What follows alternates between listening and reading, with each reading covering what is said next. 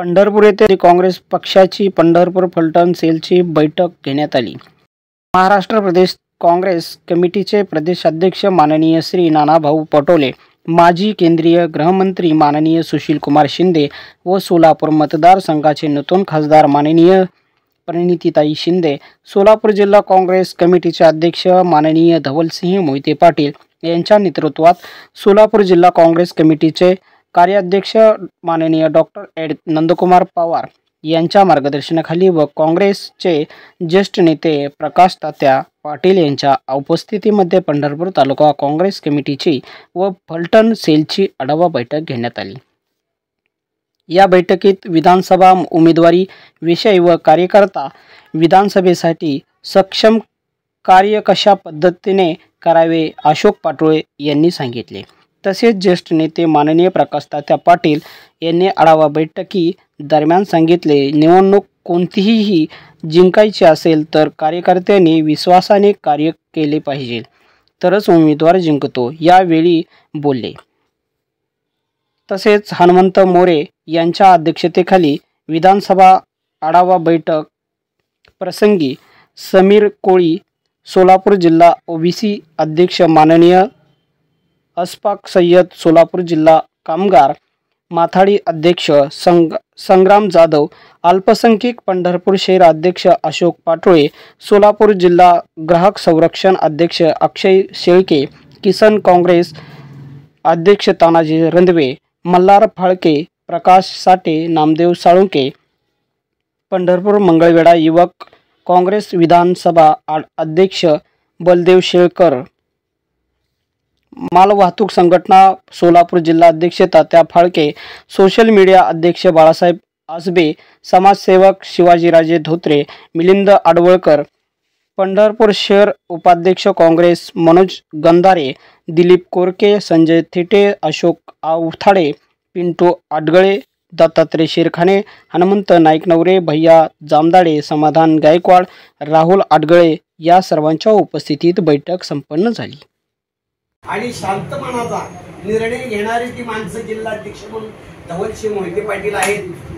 त्यामुळं तुमचा राजीनामा त्यांनी स्वीकारला नाही। कार्यकर्ता हाडाचा आहे, तळमळीचा आहे, तालुक्यामध्ये ग्रामीण भागामध्ये फिरणार आहे, बोध न्याय यादी करणार आहे, बोधला किती माणसं जोडायची आहेत ती त्याला माहीत आहे। या सर्व गोष्टीचा अभ्यास करून आपला हनुमंतराव राजीनामा त्यांनी स्वीकारला नाही। मला तात्या उभा राहतील, माझ्या भागाकडे किंवा तात्याला पक्षाने तिकीट दिलं तर जीवापाड प्रेम करून मी त्या तात्यासाठी प्रयत्न करीन। पंढरपूर मंगळवेढा काँग्रेसला द्यायचा तर आम्ही धरणं पारणं घेऊन तिथं बसू आणि तात्याशिवाय दुसरं नावच घेणार नाही। पण तात्याला माझी कळकळीची विनंती आहे, तात्यासाहेब प्रतापसिंह मोहिते पाटील खासदार झाल्यानंतर सुद्धा तुमच्या पायऱ्या चढल्याशिवाय पुढे अकलूजची वाट धरत नव्हते, ही मात्र जाणीव राहू द्या। ते सहकार मंत्री असताना तुम्ही काँग्रेसमध्ये होता, न लाजता त्यांनी पायऱ्या चढून इथं आले आणि तुम्ही स्वागत केलं। त्याच्या मुलासाठी दक्षिण सोलापूर तालुक्यामध्ये आपण दक्षिण सोलापूरची मागणी करावी आणि सुशीलकुमार शिंदे साहेबांना कानात कान मंत्र द्यावा एवढी विनंती करतो। तुमच्यासाठी मी पंढरपूर तालुक्यामध्ये आम्हीच काय पण पूर्ण पंढरपूर तालुका तुमच्यासाठी पाठीमागे लावू ही आमची ग्वाही आहे। काँग्रेसची पहिली मीटिंग या ठिकाणी काँग्रेसचे अध्यक्ष त्याला जे आपले सगळे पदाधिकारी उपस्थित आहेत त्या ठिकाणी त्यांचं मी सर्वांचं आता पाटोळे म्हणल्यासारखं सगळ्यांचीच नावं घ्यावं लागतील। सगळेच पदाधिकारी आहेत, सर्वच पदाधिकाऱ्यांना मी मनापासून धन्यवाद देतो। 40 वर्ष पाटोळे मी काँग्रेसमध्ये आहे आणि तुझं म्हणतं हे सत्य आहे की एकच कार्यकर्ता, पुढारी, नेता, जीवलग मित्र ज्याला आपण सगळ्याच उपाधी देऊ असं प्रतापसिंह तुम्ही म्हणताय तसं प्रतापसिंह मोहिते पाटील ही व्यक्ती जर हयात असतात तर जिल्ह्याचं राजकारण हे वेगळं दिसलं असतं। आज जे आहे ते वेगळं आहे, त्यावेळेचं आहे ते वेगळं दिसलं असतं। त्याचं कारण असं की त्या माणसाजवळ गर्व हा प्रकार नाही, पक्ष हा प्रकार नाही, जातीपातीचं राजकारण हा प्रकार नाही. त्यांच्या जर वारसाला, त्यांच्या चिरंजीवाला जर ज्या ठिकाणी आपल्याला काही मदत करता आली, आपल्याला कुठं शब्द खर्च करता आला, तर निश्चित त्या पद्धतीनं करून दक्षिणला आपल्याला त्याला उमेदवारी मागायला काहीच हरकत नाही, काही अडचण. दुसरा महत्वाचा विषय की या ठिकाणी आमचे बहिणी सगळे खंत व्यक्त केली की आम्हाला कोण विचारत नाही, आम्हाला असं काही बहीण असतं की तुम्ही कामं करत आहे. मागच्या राजकारणापेक्षा आत्ताचं राजकारण खूप तसं चांगलं आहे. तुमच्या माहितीकार सांगतो भाई, ज्यांनी कुणी जवळनं पाहिलं असेल, हनुमंतराव त्याच्या जवळ होते, सगळीच लोक होती सगळी. मी जरी एकटा असलो असं तुम्ही समजू नका की काँग्रेस पक्षाचं लक्ष नसतं, वरच्या नेत्याचं लक्ष नसतं. ज्यावेळा आम्ही शिंदे साहेबांच्याकडे जायचो त्यावेळा मी आणि भारत नारायण कल्याणराव आम्ही असतो. मग तिथं गेल्यानंतर शिंदे साहेबांच्या समोर त्यांना माहित आहे सगळं चर्चा व्हायची.